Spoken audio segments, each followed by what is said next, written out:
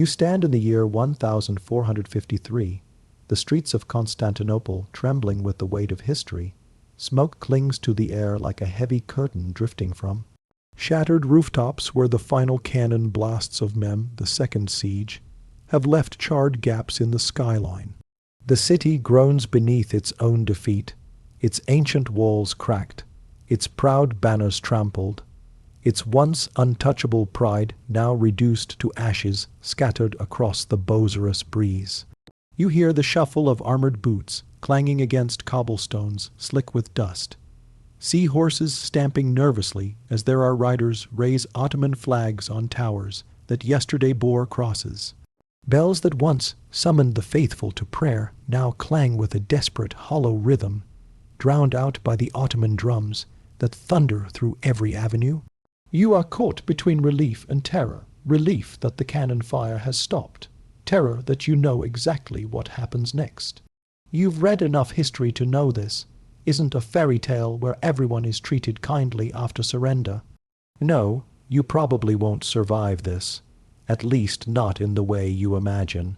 And before the silence of midnight sets in here is where tonight's story begins. What the Ottomans did to the wives of defeated warriors was terrible. These women were not spared. They were not considered civilians in the modern sense. They were prizes, burdens, and political tools reshaped by policies designed to strengthen empire and weaken resistance. The empire swallowed them whole, and in return they left silent marks on its culture, its households, and even its palaces. If you've ever wondered what defeat really meant for families, you'll see it here in corridors, harems, and kitchens where history rarely lingers. Now, before we go deeper, let's do something odd. Post in the comments where you are listening from and what time it is there. It's strangely fitting. Defeated Constantinople had its time zone reset too by whoever rang the bells loudest. The first detail you have to grasp is this. The Ottomans didn't improvise. They had a system, a set of practices that were neither merciful nor chaotic. When warriors fell, their wives and families became spoils of war. This was no different from what medieval Europe practiced or what Mongols imposed. But the Ottomans perfected the bureaucratic rhythm of it. Wives of defeated warriors were immediately marked as property to be divided, either taken into the service of Ottoman commanders, distributed among soldiers, or marched into slave markets where buyers range from wealthy merchants to officials seeking new household labor. Imagine standing in a crowd where an officer is quite literally tallying human beings like sacks of grain, deciding which woman is worthy of palace training and which is destined for a drudgery in some Anatolian village. And here's the thing you might not expect. Some of these women ended up in the imperial palace itself, not out of kindness, but because the empire saw value in folding them into the elite system of concubinage. The Topkapi Palace would eventually become home to hundreds of women, many of them captives. A wife of a defeated warrior might suddenly find herself undergoing training in language, etiquette, and even music, preparing to serve as a concubine or attendant. It sounds glamorous in the shallow tourist brush sense, but in reality, it was a life of surveillance, strict hierarchy of constant danger. Failed to please, and you were cast aside, pleased too. Well, and you became a pawn in dangerous of palace rivalries. It's a lose situation except for those rare few who leveraged charm and wit into power. One or two even became mothers to sultans, shaping policy from behind silk screens. But most they simply endured outside the palace walls. The reality was crudder. The wives of ordinary defeated warriors, peasants, and lesser nobles were relocated as dependent into households of Ottoman soldiers. This wasn't an adoption scheme. It was conquest economics. The empire rewarded its fighters not only with coin, but with human beings. A Kapahi Ottoman cavalryman might ride home from campaign not only with loot, but with a foreign woman now called his wife, though legally she was closer to a slave until, and unless he decided to formalize her status For many of these women, their husbands had been executed or enslaved, their villages burned. Now they found themselves in kitchens, pounding wheat into dough for men who had ridden through their doorways with torches. You don't need much imagination to see how that plays out. Domesticity under duress isn't gentle, it's survival, dressed up in ritual. Another layer to understand is how religion entered this picture, as Ottomans, like many medieval powers, framed conquest in religious language. Non-Muslim captives, especially Christians, were considered legitimate spoils under Islamic law of the time. Wives of warriors fell into this category, and while some were allowed to keep their faith, quietly many were pressured to convert to Islam. Conversion wasn't always forced at sword point, but the pressure was heavy. You gained better treatment, access to certain privileges and protection. If you adopted the religion of your captives, imagine being told in a foreign tongue that you could have lighter work, fewer threats, maybe even a better roof if you repeated a few words and bent your head. Survival pushes most people into choices they never planned to make. And here's a detail that makes you sit up. Children were the empire's favorite weapon. If a defeated warrior's wife bore children with an Ottoman man, whether through marriage, concubinage, or coercion, those children were raised as Ottomans. Bloodlines were diluted. Loyalties are rewritten. It's not just about women losing freedom. It's about generations being reshaped. The empire knew that the fastest way to erase resistance wasn't only by killing warriors, but by absorbing their families. You can see it as cruel genius or just plain cruelty, depending on your mood tonight. But don't imagine every woman was broken. There are stories whispered more than written of resistance. Some wives took their own lives rather than submit. Others escaped into monasteries or fled to sympathetic villages. Some fought quietly within their new households, sabotaging, refusing, teaching their children secret prayers. And yes, a few learned to play the game, becoming trusted companions of Ottoman elites, bending circumstances into something resembling agency. But for every one of those stories, there are hundreds of nameless women whose lives folded into anonymity, their identities erased under layers of empire. The Ottoman system even had its version of sorting. Highborn wives, daughters of nobles, wives of generals were seen as more valuable. They might be kept as bargaining chips exchanged for political alliances or even sent back for ransom. Ordinary wives, however, faced harsher fates. Endless domestic labor, field work, or concubinage. The line between privilege and misery was thin, but it existed, reminding you that hierarchy crushes differently depending on where you stood before the war. Step back for a moment and imagine the scene again. A conquered city of a crowd of widows and wives, children clinging to their skirts. Ottoman officials making decisions not in hours, but in minutes, assigning fates with a wave of a hand. You might want to believe there was compassion, some soft corner in the bureaucracy. But the historical record suggests otherwise. It was efficient, cold, and deeply systematic. And it didn't end in 1453. This practice repeated itself across the Balkans, in Hungary and Persia. Wherever the Ottomans expanded, each conquest left behind the same silent trail. Men buried in ditches, women repurposed into the machinery of empire. By now, you've probably realized something uncomfortable. History isn't just about emperors and battles. It's about the quiet suffering that never made it onto official documents, the lives repurposed. Without their consent, you can almost hear the footsteps of those women echoing across centuries, not through marble palaces, but through kitchens, nurseries, and back alleys. Their voices were rarely recorded, but their presence shaped entire communities, influencing the very culture of the empire. And that's the terrible truth hidden beneath the banners of conquest. It was built not just on soldiers' victories, but on the forced silences of their wives. Remember when I said you probably wouldn't survive this? This is what I meant. Not survival as in still breathing, but survival as in still yourself. Because what the Ottomans did to the wives of defeated warriors wasn't just about possession. It was about transformation, stripping identities and folding them into a new order. And if you close your eyes right now, drifting into the rhythm of your own breath, you can almost feel the weight of those choices pressing down across centuries. Not a loud history, but a quiet one. The kind that lingers when the drums have long stopped. You left the conquered city with the sound of drums still ringing in your ears. But the story of those wives does not end there. What happens once the immediate chaos of conquest settles? That is where the empire's grip truly shows itself after the shouting fades. The smoke clears and the soldiers march on. The women are left to inhabit roles that are not theirs. Identities remade according to the Ottomans' needs. The empire did not allow loose ends, and the wives of defeated warriors were considered loose ends until they were reshaped into something useful. The irony here is that usefulness could mean anything from drudgery to prestige.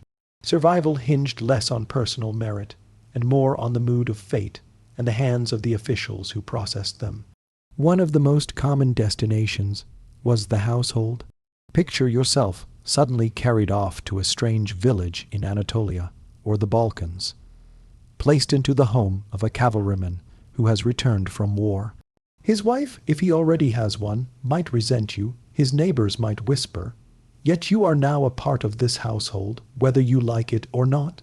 Your duty is not chosen but imposed. You cook meals, draw water, tend to livestock, clean mud-caked boots.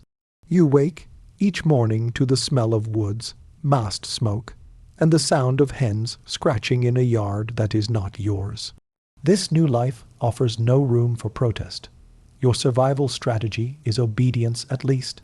At first, over time, perhaps you carve out tiny moments of control, slipping food to your children, bargaining for a piece of cloth at the market, whispering prayers in your own language when no one listens. But every act is under the watchful eye of empire, for otherwise the fate was the palace, the imperial. Harem at Topkapi was not merely a den of indulgence, as later travelers loved to exaggerate.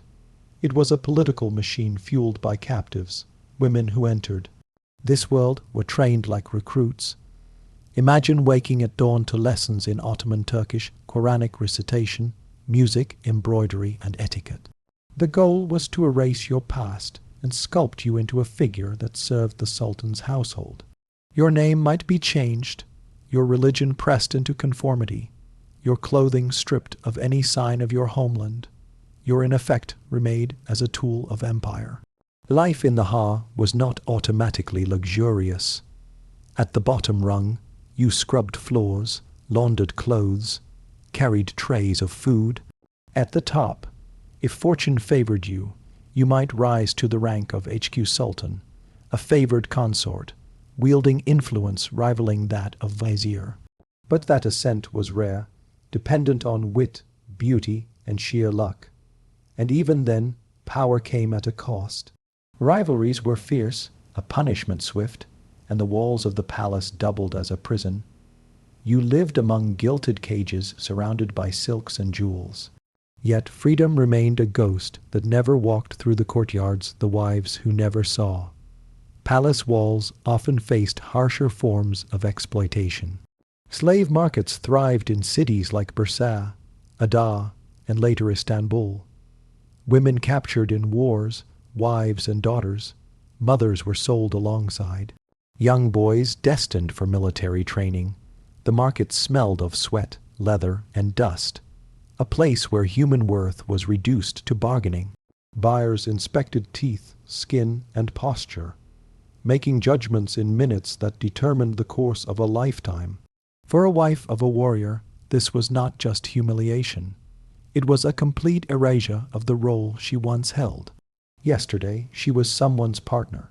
Today, she was a commodity.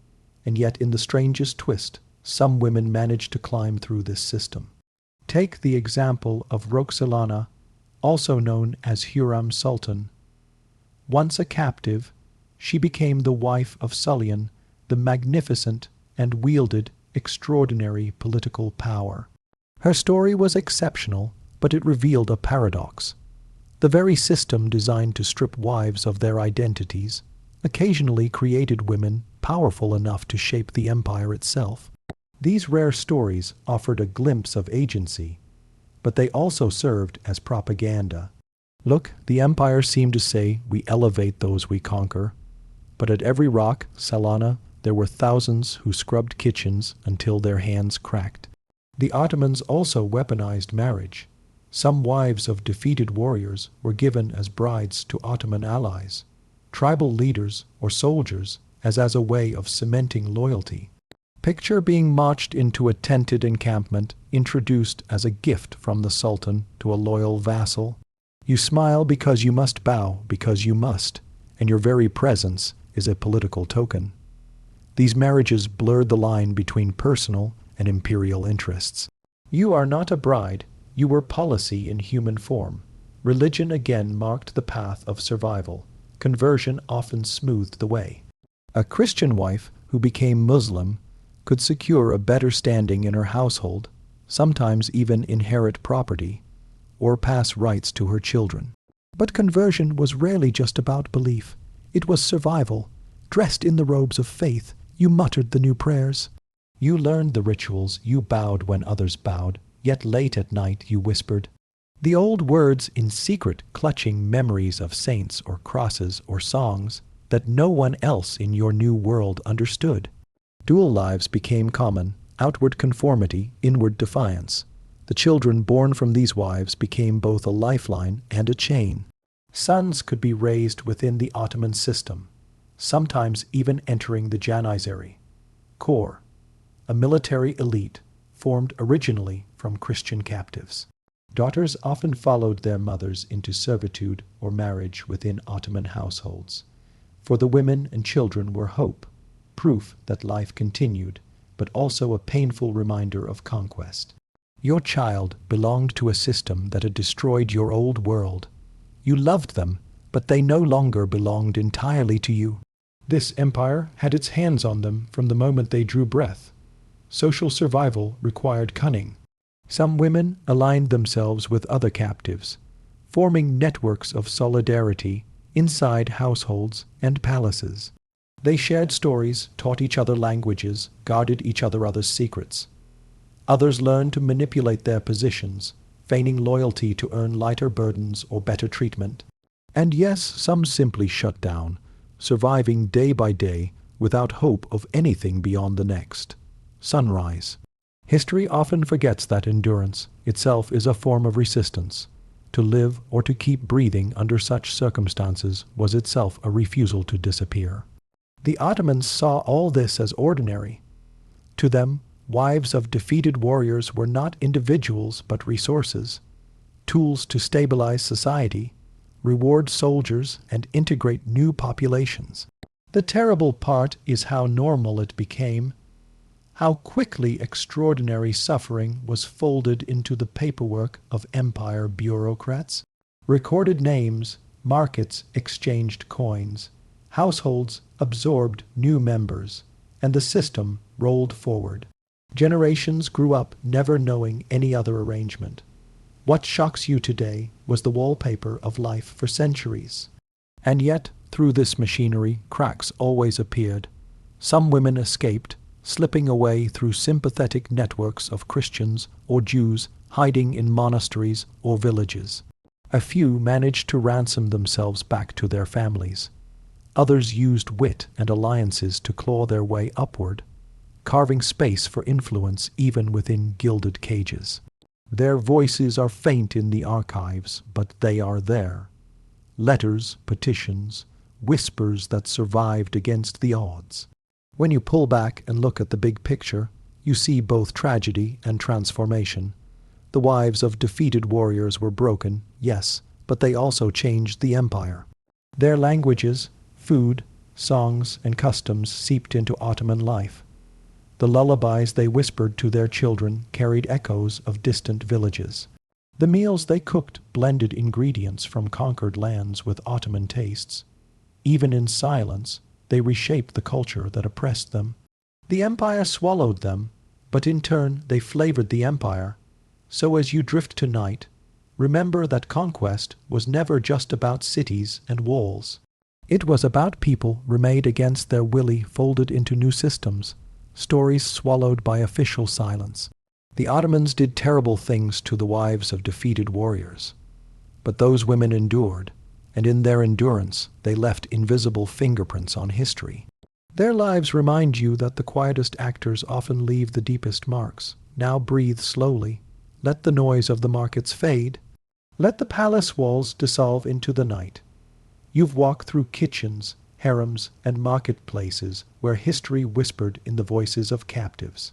Close your eyes and listen to those voices echoing not with screams, but with the rhythm of survival. The drums are gone now. The only sound left is your own steady breath, soft and enduring.